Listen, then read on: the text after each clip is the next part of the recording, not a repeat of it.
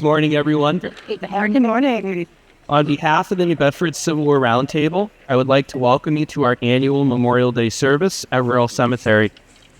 Each year, we gather in the Civil War section of Rural Cemetery to honor the memory of those from New Bedford and the surrounding communities who served as soldiers and sailors during the American Civil War. My name is Mark Mello, and I'm the president of the New Bedford Civil War Roundtable. It is my privilege to welcome everyone here this morning. On behalf of our board of directors and our membership, I would like to thank you for taking this time out of your holiday weekends to join us for this service, to remember the sacrifice of these individuals who are buried here around us. For 4 bloody years, Americans fought Americans in a struggle over power and liberty, whether this nation would be one united union or 2 separate confederacies, and whether nearly 4 million people held in the bondage of slavery would remain so or be free. The struggle was the bloodiest in American history. It left communities scarred. It saw a generation of Americans lost, and those that survived bore the wounds, both physical and mental, for the rest of their days. And in the end, a nation united still had a long way to go towards achieving equality and equity for all of its citizens. Buried within this cemetery are individuals like Ezra D. Chase, who served in the 20th Massachusetts Regiment, Company G. A farmer before the war, Chase was captured at Ball's Bluff early in the war. He would then be wounded at the Battle of Antietam and then again at the Battle of Fredericksburg. He survived those wounds only to be killed at the Battle of Cold Harbor on June 9th of 1864. Also buried in this cemetery, James P. Shepard. Shepard served in the 18th Massachusetts Regiment. He was shot in the chest at the Battle of Gettysburg, and he would die of his wounds 3 excruciating weeks later, on July 24th, 1863, in an Army hospital just west of Philadelphia. He was only 18 years old. New Bedford's own James Henry Gooding of the famed 54th Massachusetts recorded the reality of many a soldier's death on the front lines during the Civil War.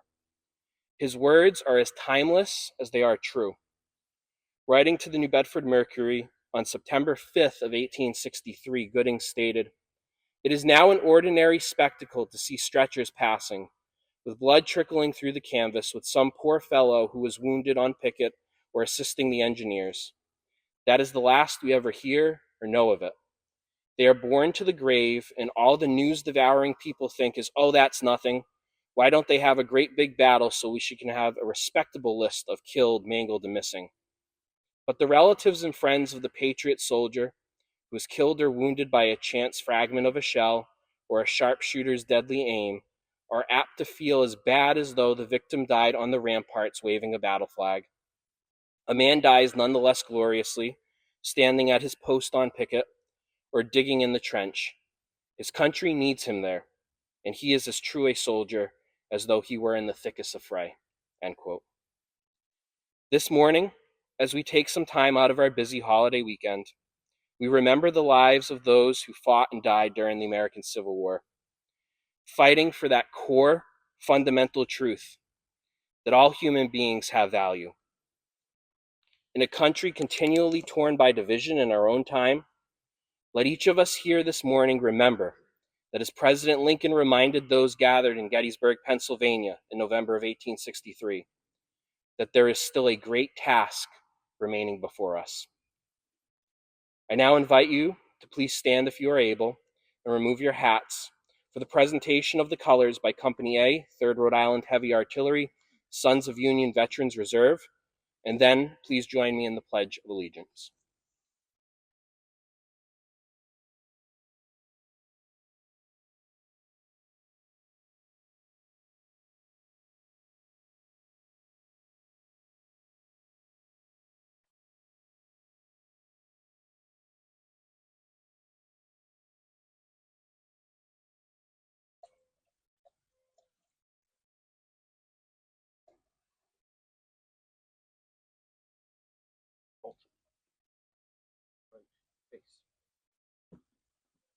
Post.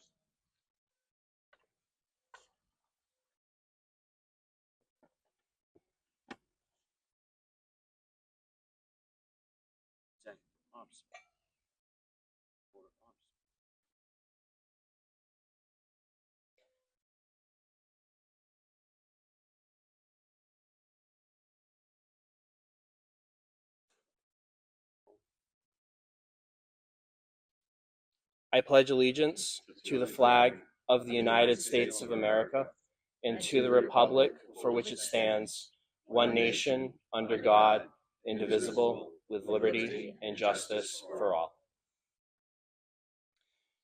I would ask you to please remain standing, and I would like to invite Father Michael Racine, pastor of St. Bernard's and St. John Newman churches, to offer the invocation. Thanks, Mark. In the quiet sanctuaries of our own hearts, let us each of us name and call on the one whose power over us is great and gentle, firm and forgiving, holy and healing.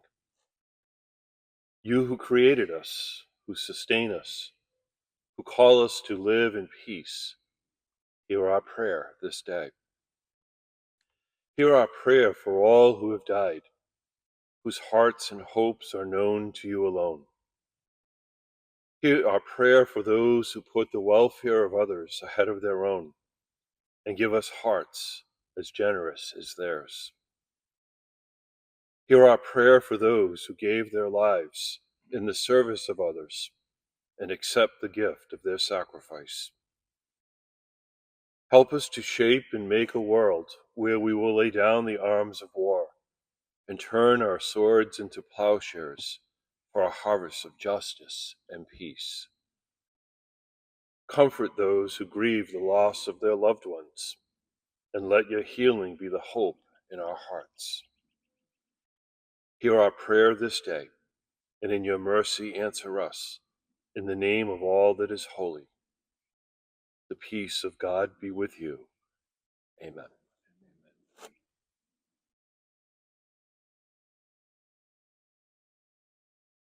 You may be seated. On May 5th, 1868, General John A. Logan, former Union Army officer and then Commander-in-Chief of the Grand Army of the Republic, an organization of former Union Army soldiers, issued General Order No. 11. This order called for a National Day of Remembrance for Civil War dead. Originally referred to as Decoration Day, this order became the basis of the holiday we commemorate here today, Memorial Day. I now invite Judge Joseph Michaud, retired Lieutenant Colonel and board member of the Round Table, to read Logan's General Order No. 11.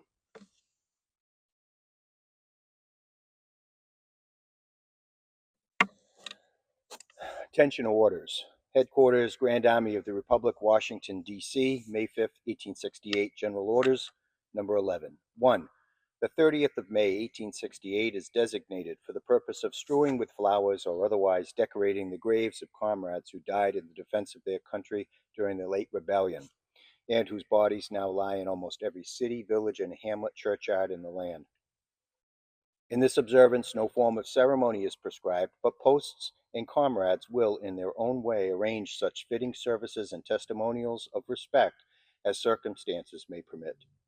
We are organized, comrades, as our regulations tell us, for the purpose, among other things, of preserving and strengthening those kind and fraternal feelings which have bound together the soldiers, sailors, and marines who united to suppress the great rebellion. What can aid more to assure this result than by cherishing tenderly the memory of our heroic dead, who made their breasts a barricade between our country and its foes? Their soldier lives were the reveille of freedom to a race in chains, and their deaths the tattoo of rebellious tyranny in arms. We should guard their graves with sacred vigilance. All the consecrated wealth and taste of the nation that can add to their adornment and security is but a fitting tribute to the memory of her slain defenders. Let no wanton foot tread rudely upon such hallowed grounds. Let pleasant paths invite the coming and going of reverent visitors and fond mourners. Let no vandalism of avarice or neglect, no ravages of time, testify to the present or to the coming generations that we have forgotten as a people the cost of a free and undivided republic. If other eyes grow dull, and other hands slack, and other hearts grow cold in the solemn trust, Ours shall be to keep it well, as long as the light and warmth of life remains in us. Let us, then, at the time appointed, gather around their sacred remains and garland their passionless mounds above them with the choicest flowers of springtime. Let us raise above them the dear old flag they saved from dishonor. Let us, in this solemn presence, renew our pledges to aid and assist those whom they have left among us as sacred charges upon the nation's gratitude, the soldiers and sailors, orphans and widows. It is the purpose of the Commander-in-Chief to inaugurate this observance with the hope that it will be kept up from year to year while a survivor of the war remains to honor the memory of his departed comrades. He earnestly desires the public press to call attention to this order and let its friendly aid in bringing it to the notice of comrades in all parts of the country in time for simultaneous compliance therewith. Department commanders will use every effort to make this order effective. By the command of John A. Logan, Commander-in-Chief, by N.A. Chipman, Adjutant General.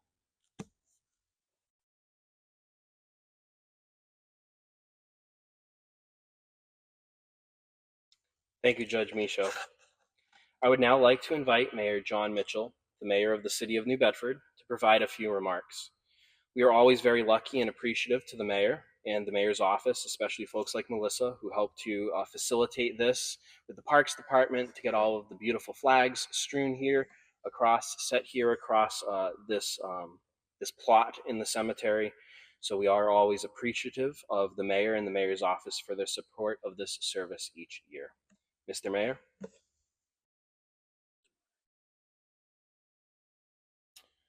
Well, thank you, Mark, and morning, everybody.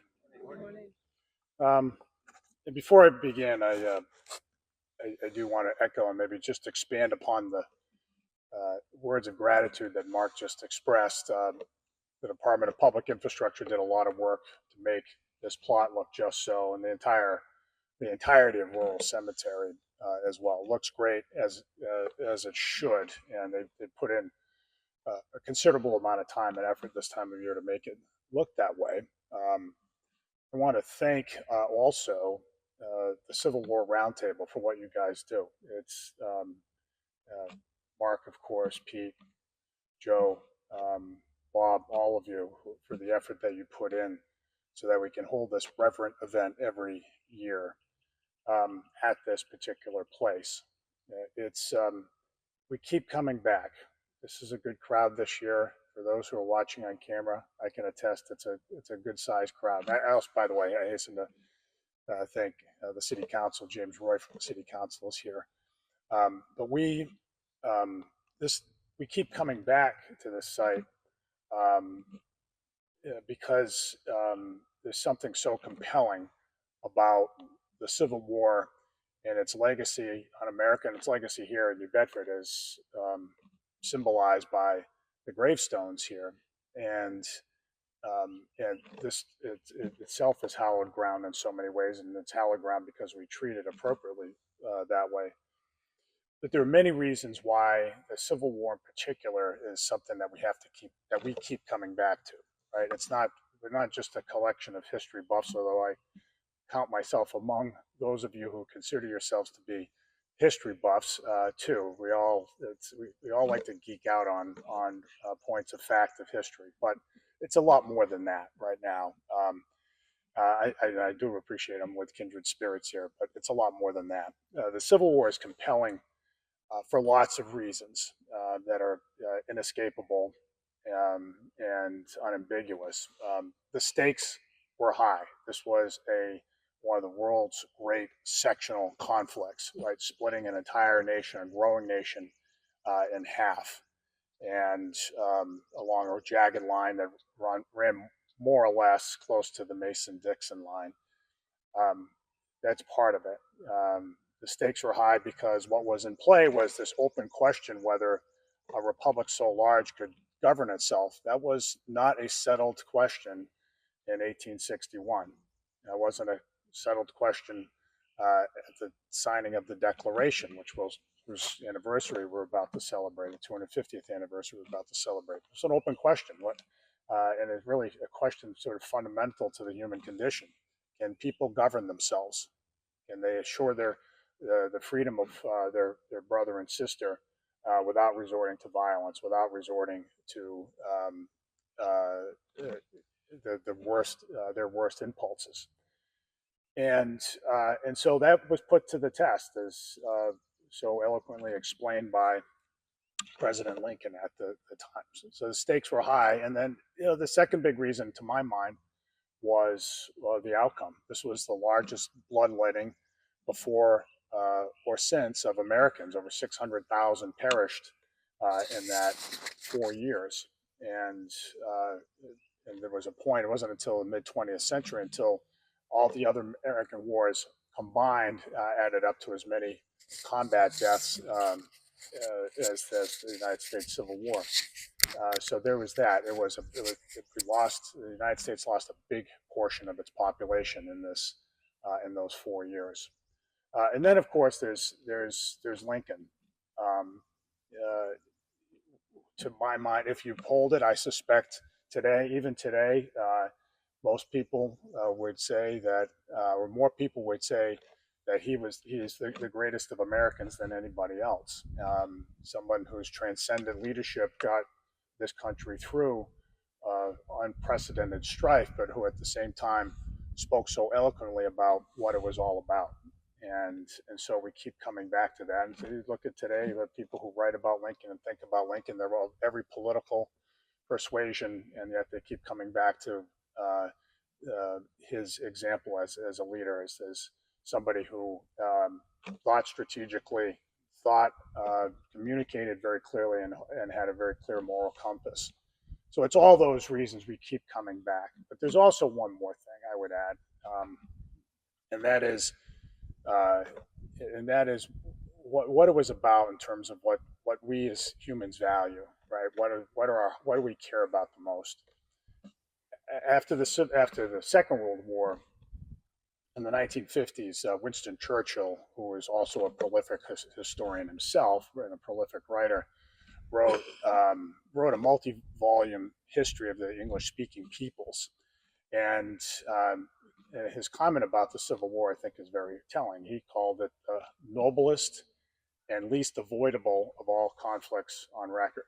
As we think about war and about what motivates people to go to war and what motivates people to fight, it's oftentimes gets down to tribe, the guy next to you, and a defensiveness about what you cherish, right, physically.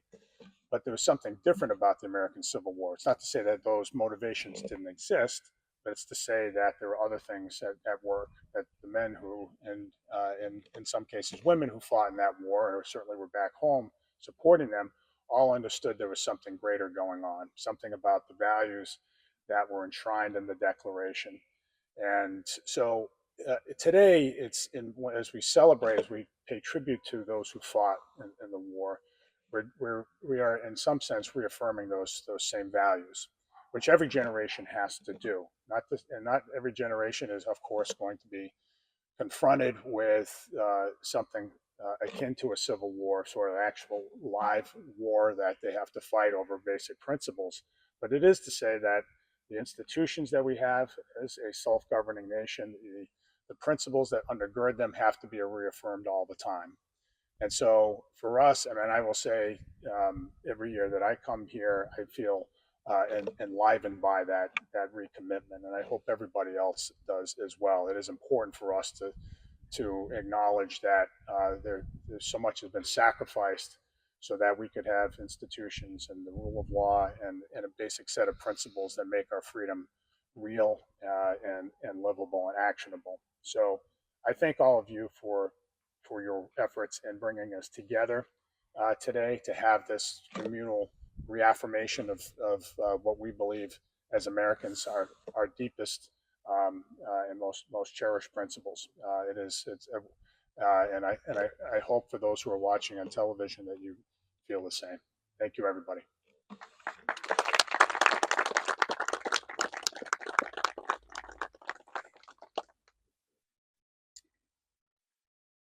Thank you, Mr. Mayor.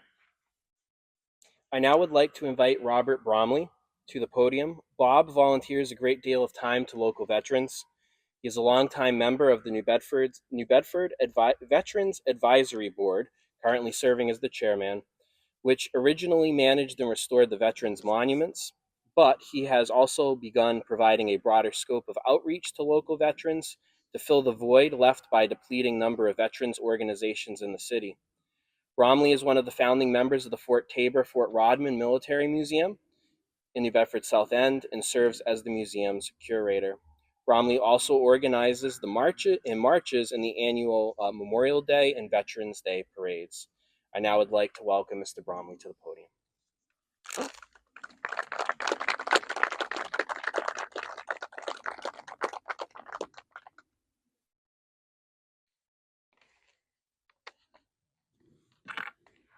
Thank you, Mark. When Mark asked me to speak today, he asked me to do a little bit of a recollection of what went on here that I know of. But I do want to start off by thanking the members of the New Bedford Civil War Roundtable for once again sponsoring a Memorial Day service here at the GAR burial plot here in Rural Cemetery. When the Civil War concluded, the veterans organized into the Grand Army of the Republic, known as the GAR. They established posts throughout the country, including 3 here in the city of New Bedford. Today's service reaches back to honor one of the main tenets of the GAR, to remember the fallen. As we just heard from General Logan's Orders Number 11, specifically commands the veterans to conduct an annual service, to place spring flowers upon their graves, and to make sure that their nation's flag flies above them. This command was not just for the fallen, but became a remembrance over the years as our Civil War veterans passed on into history. For many years, the successor organization, Camp 35, John A. Hawes of the Sons of Union Veterans of the Civil War, kept up that tradition. 61 years ago, I attended my first Memorial Day service here at this plot with my parents, who were both veterans of World War II and are both descendants of Civil War veterans and members of the John A. Hawes Camp 35 and Auxiliary. Just a few short years later, they got me to sound taps here, which I did so for well over a decade. But again, as time continues on, the members of Camp 35 passed on, and for approximately 30 years, no service was conducted here until the Roundtable took it over and took on the duty. During that time, the site became forgotten, as anything that happens when you don't call attention to a location, an object, or people. The cannons from Fort Rodman that surround the plot rusted, were filled with trash. The flag could no longer be flown or raised above their graves because the pole had been vandalized and the rope work was gone. At the time, the Roundtable under Joseph Langlois approached me, as we were friends, members of the Fort Rodman Historical Association, as the chair of the Veterans Advisory Board, and said, "We're looking for a preservation project. You have an idea?" I brought him here. We walked around, and within a short few minutes, he nodded his head and said, "This is our project." We then approached the city's cemetery board, explaining to them the history of this area, what needed to be done, and they quickly voted unanimously to have the Roundtable take on the duty. They said, whatever needs to be done, we said, right off the bat, the flagpole. It needs to be repainted. It needs to have its rope work put back on, the pulley system repaired, and the flag flown above these graves. The Roundtable came in, scraped and repainted the cannons. And then, after almost 30 years, began doing this service, which has been going on now for almost a decade.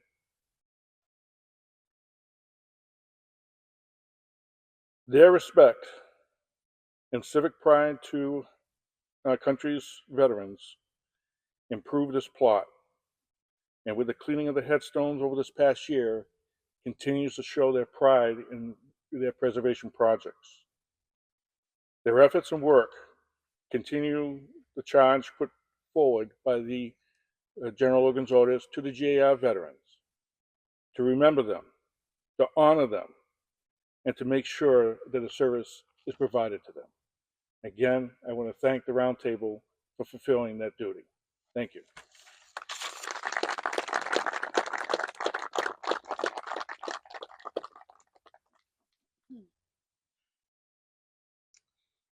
Thank you, Mr. Bromley. I now would like to invite Jack Richer, Roundtable board member, for a reading of President Lincoln's Gettysburg Address. Thank you, Mark. Good morning, everyone.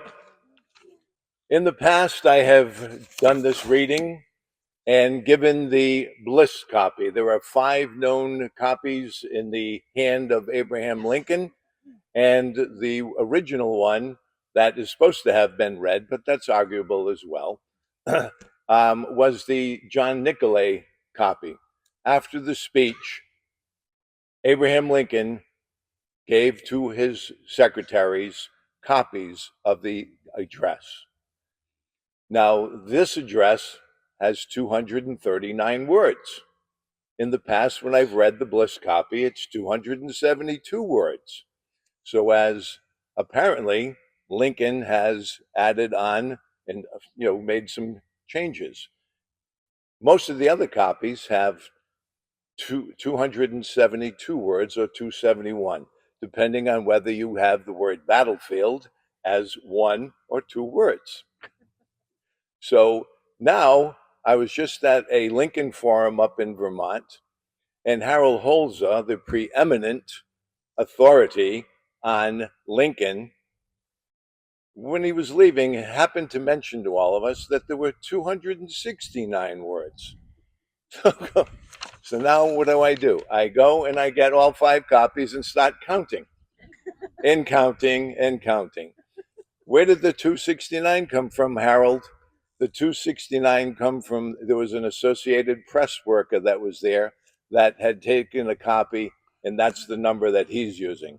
Well, today I will give to you the Nicolay copy, and there are only 239 words. So with that, here we go. Fourscore, our fathers 7 years ago, upon this our fathers brought forth a new nation, this continent, conceived in liberty, a new nation, and dedicated conceived to the proposition and dedicated to the proposition are created that all equal. Men are created. Now equal. We are engaged in a great now we are engaged war, in a great testing civil war, whether that nation, testing whether or that any nation or any so nation so conceived and so dedicated can long endure. We are met on a great battlefield of that war. We come to dedicate a portion of that field as the final resting place for those who died here, for those that the nation might gave their lives. This we may, that nation in all propriety, do. It is altogether but in a larger and sense, proper that we should cannot do this. Dedicate, but in a larger consecrate. Sense. We cannot hallow this ground. We cannot consecrate. The brave men living in dead who struggled here have hallowed. The brave men far above our poor who struggled here add or detract. Have consecrated it far above. The world will little note our poor power long remember what we say here, detract. While it can never forget what they did here. Nor long remember it is rather what we for say us the here. Living. But it we can here never be dedicated to the great task remaining before us. It is for us, from these the honored dead, we take increased devotion to that cause for which they gave the last full measure of devotion. Thus far, that we here highly resolve that these dead shall rather for us here dedicated to the great task that the nation shall have a new birth of freedom from these honored dead. Government we take of increased devotion by the people to that cause for the people which they here gave not the last full measure of devotion. That we here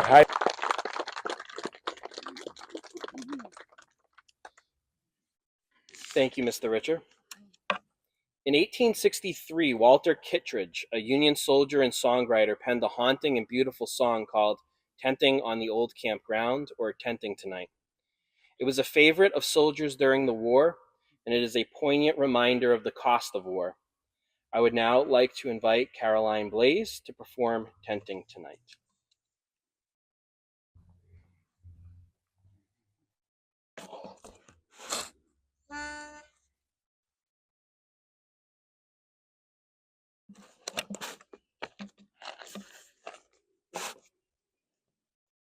We're tenting tonight on the old campground. Give us a song to cheer our weary hearts, a song of hope and friends we love so dear. Many are the hearts that are weary tonight, wishing for the war to cease. Many are the hearts looking for the right to see the dawn of peace. Tenting tonight, tenting tonight, tenting on the old campground. We're tenting tonight on the old campground, thinking of days gone by, of the loved ones at home that gave us the hand and the tear that said goodbye. Many are the hearts that are weary tonight, wishing for the war to cease. Many are the hearts looking for the right to see the dawn of peace. Tenting tonight, tenting tonight, tenting on the old campground.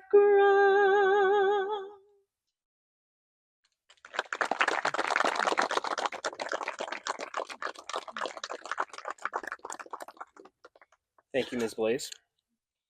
I now would like to invite Ruth and Abby, the 1850s ladies from New Bedford Whaling National Historical Park, accompanied by a member of the Sons of Union Veterans, for the laying of the floral wreath.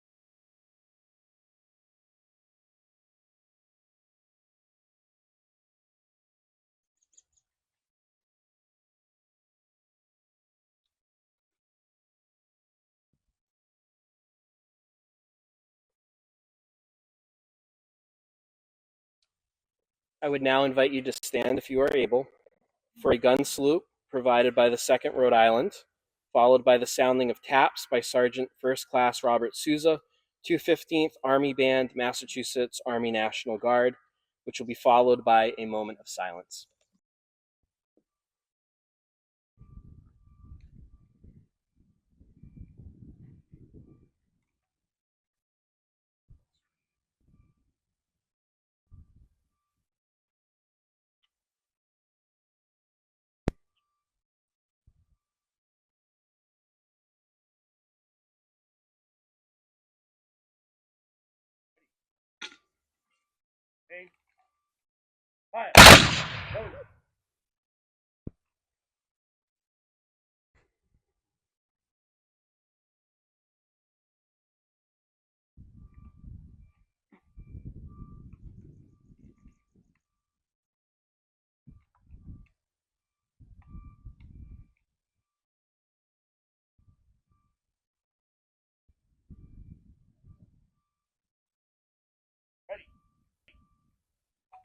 8.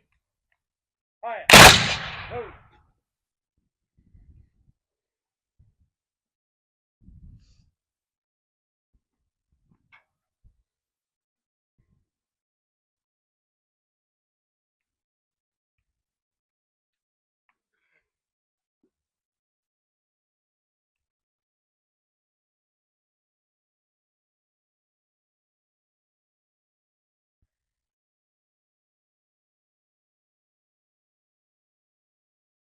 Ready. 8. Fire.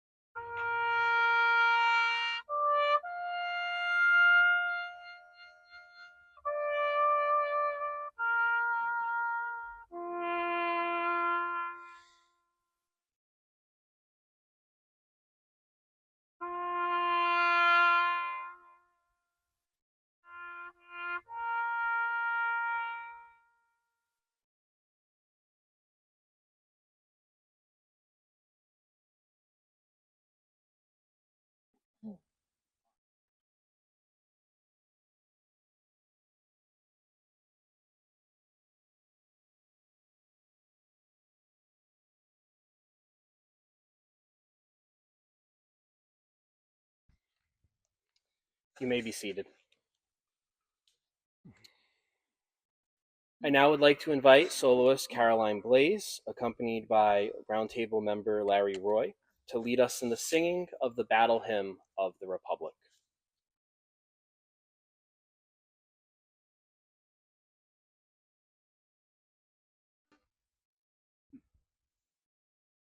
Ready?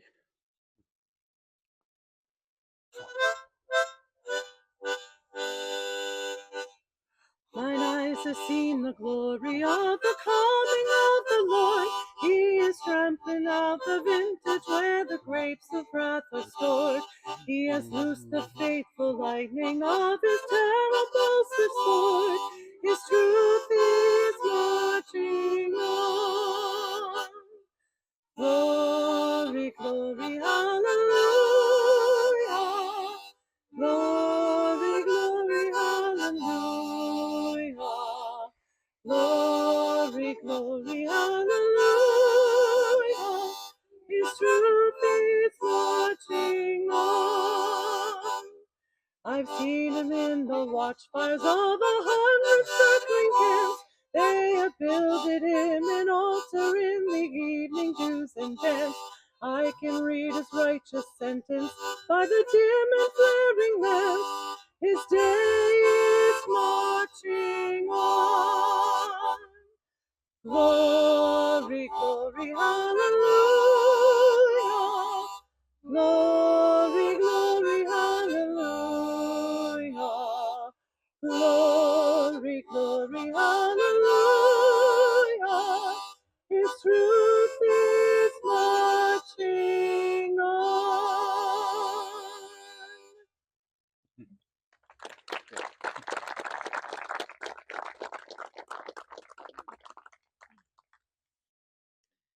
Thank you, Ms. Blaze and Mr. Roy. One of my favorite songs about the Battle Hymn of the Republic. I'll take a tangent here for a moment. When President Lincoln first heard that song, it was at a war rally in 1864. It was in the U.S. Capitol building. And supposedly, after a Union veteran who had been a prisoner of war for some time, who had been released, performed the song. And after President Lincoln heard the song the first time with tears streaming down his face, he called out, "Play it again, play it again." We've been playing it ever since. I would now invite you all to please stand if you are able, and I invite Roundtable Vice President Peter Rio to lead us in the benediction.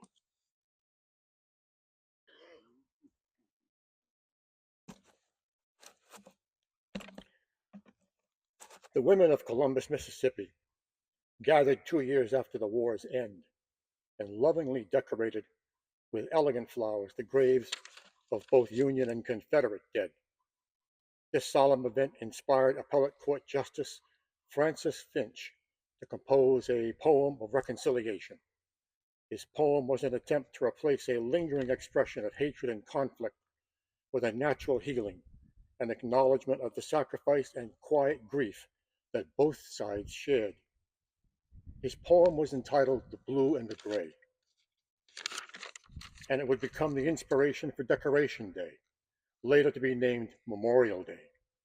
I would like to offer his poetic expression as a benediction for our observance of this day, over 160 years later. And as I express it, you may be inspired to gaze upon their final resting place here.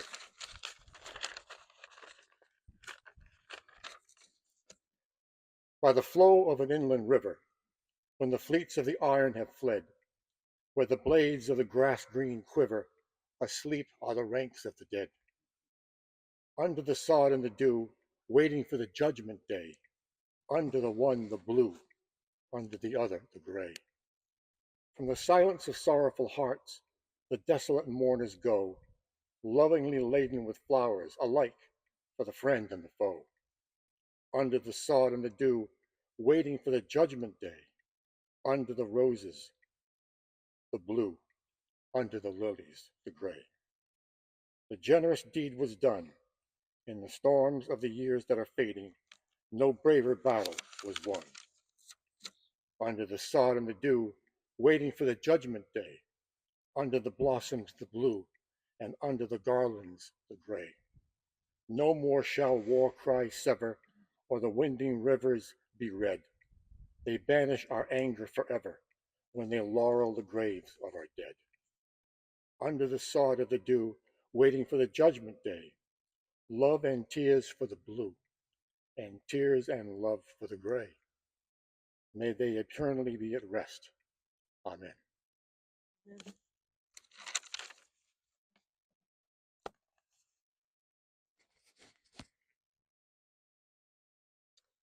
You may be seated.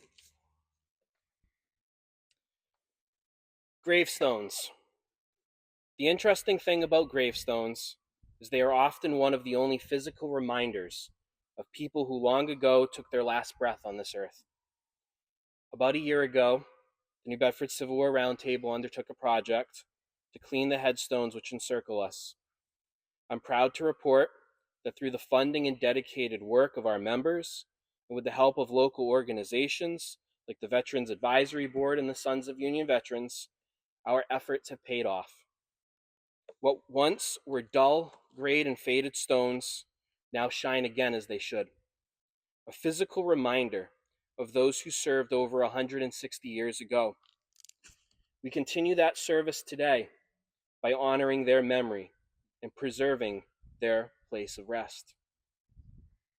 Places like this are important. It is, as the mayor mentioned earlier, hallowed ground, a place set apart, and it provides us with an opportunity to learn and to reflect. The sacrifice of those buried here and buried in soldiers and veterans cemeteries across our country, in part ensured the preservation of the Union and the liberation of over 4 million people held in the bondage of chattel slavery. And we must never forget the sacrifice of the mothers, fathers, wives, sons, daughters, and friends who had to rebuild their lives with many a vacant chair at their family tables. In the midst of a weekend that is often touted as the unofficial start of summer, with cookouts and parties, festivals, beaches, maybe not today, and games, it's important that we remember the true meaning of this holiday. A time to remember those who gave the ultimate sacrifice for their country on battlefields across this nation and across our world. And to remember that although democracy can be messy, we are lucky to live in a place where humans do not have to bow to other humans, and no one is born to royalty. Where ideally, you are judged by your own character and not who your parents were. Now more than ever, we must continue to remember that truth, that the Constitution is the supreme law of our land, not any affiliation to individuals or political parties. And the Constitution and the Union is the very Constitution and Union that those buried here around us died to protect and sacrificed to defend. I would like to leave you with a few lines from General Orders Number 11, which Judge Michel read earlier. General Logan wrote, quote, "If other eyes grow dull, and other hands slack, and other hearts cold, ours shall keep it well, as long as the light and warmth of life remains in us. Let us then gather around their sacred remains. Let us raise above them the dear old flag they saved from dishonor." End quote. The work is never complete. May we as an organization remain committed to the memory of those buried here and across our country. May our nation, too, never forget their sacrifice for a nation united. I want to sincerely thank all of you for joining us this morning for a simple but fitting remembrance of the sacrifice of those soldiers and sailors from New Bedford who fought during the American Civil War. If you are able, the Sons of Union Veterans are also going to hold a brief service just over the little ridge there around the grave of a colonel who is buried in that direction. So it'll be a brief ceremony if you're able. And even if you are not, there are coffee and donuts available over there under the tent too as well. So you're more than welcome to help yourselves to that. But thank you all sincerely for coming out today. Have a great weekend.